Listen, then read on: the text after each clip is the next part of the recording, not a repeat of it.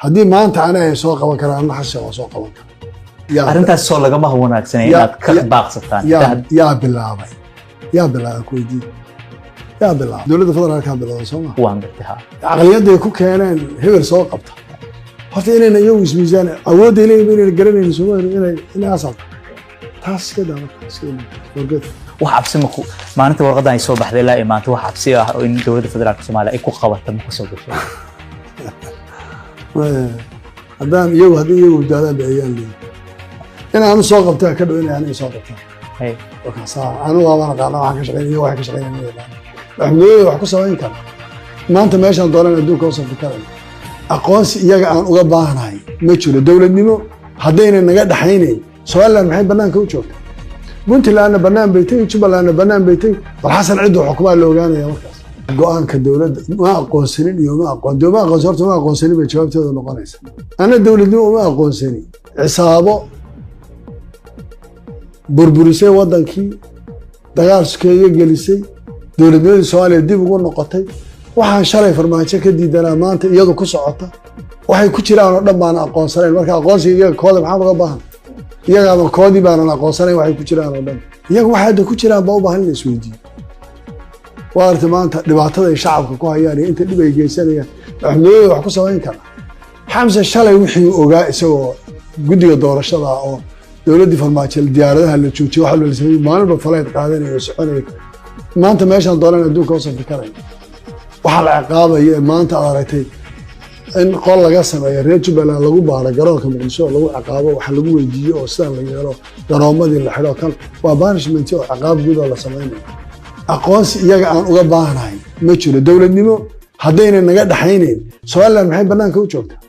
Puntland banaan bay tahay Jubbaland banaan bay tahay wal xasan ciidu xukuumadda la ogaanaya markaas waka taasaan rasmi marka waxaad leedahay haddii aan la iga qoonsanin anna gooni haddaan dowladnimada Soomaaliya ayna noqonin wax la wada leeyahay oo wixii lagu heshiiyay ayna soconaynin tahna waliba meeshu ceelku galay sabab ka soo qadan doono Soomaaliland bal raadin meel kale raadin waxa dhacday dagaal ayaa ka dhacay deegaanka Raaskaamul bal dagaalkaasi iyo qaabkii uu dhacay horta ummadda Soomaaliyeed waxaan u sheegay 65 falayd oo diyaaradaha la keenay ciidan u soo daldanayay ma nabad iyo faatax ay u yimaadeen iyo sabma meesha ka jirta waxaa loo yimid waxa loo maxay ujeedada ciidankaas u socday dagaalku meeshu ka socday ay lahaayeen waliba ilaa Kismaayo inta badda maraan yaan ka dhibka jiraan geographically deegaankana ma yaqaanaan kuwa wax u sheegayna wax u sheegayaan ma garanayo inay intay kaamoon ka soo tagaan ilaa Kismaayo qabsanayaan ciidankii ka saarayaan xagee ka qabsanayaan ay ku waxaynayaan dagaalka iyaga bilaabay waxayna ku bilaabeen markay gudoomiyayna qaadeen ciidamadana oo dhan xareeyeen aagiina ay baneeyeen dagaalka u dhiman waa markii dabana ciidankii aan ku niri halka hal la gaaro shaabiyeena soo gudbay ayuu ku duqeeyeen daraad waa 22 kilomitir bay Kaamboon ka soo baxsantahay meesha duqeynta ka geysteen waka marka iyaga ayaa marka dawladda dhexe ciidamada SNA ayaa diyaarado wax ku duqeey si ay ku bilowday waxa loo keenay waxay ahayd horey baan u soo soconaynaa waan dagaalanay waxa meesha isku dagaalay laba ciidan Jubbaland laba ciidan oo ciidamada Soomaaliyeed ayaa meeshaas isku dagaalay oo isu gacan qaaday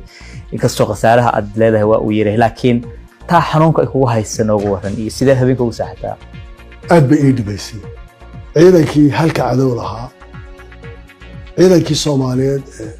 maanta meel walba lagu soo tababaray Turkiga lagu soo tababaray Gorgor iyo Haramcad iyo Hebel iyo lahaa intii la soo qaado lagu burburiyo ciidan Soomaaliyeed dagaal ku galay aad bay waxaan dareemay waxa iga si xanuun badnaa ciidan aad u tiro badan oo maximum 1310 gaaray oo Soomaaliya inay xuduudka gacanta gudbiyaan ay gacanta kor u taagaan ilaahay iyo hubkii dawladda iyo saanadoodii wadan qaxootinimo iyo kii isu diiwaanka aad bay u eegaysay taasaa markaa waxay ahayd wax aad looga xumaa sharafta iyo kan laakiin wiilashu aadna ma lahayn annaguna waxaan isku daynay wiilashaas inaan ka dhaawacmay waan soo qaadnay oo labada dhaawacma aan kala reebin Kismaayo la keenay wixii rifaaran u baahday in la gudbiyana xawad baan si qaaday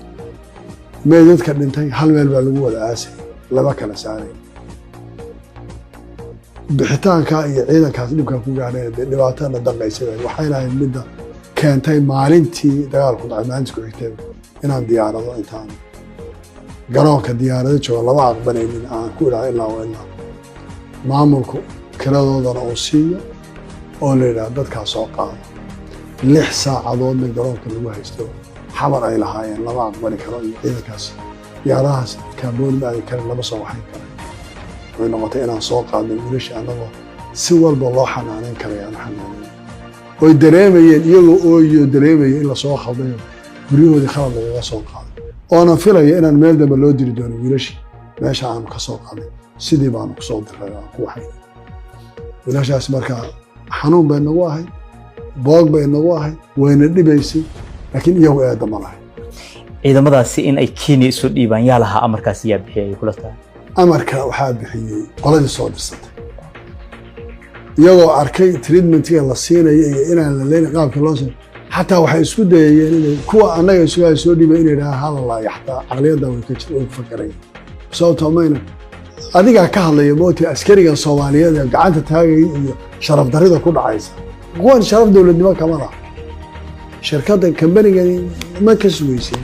sharaf iyo dowladnimo iyo wax la ilaalinayo karaamo Soomaalinimo waxa ilaalinayaan ma jirto iyagaa sababta iska laha intii lagu ururiyo hal mar raashin sooralas ugaali la siinayo maalintii doonyo lagu qaado laama la geeyo haddana diyaarada ma intay dhib ku dhacaysay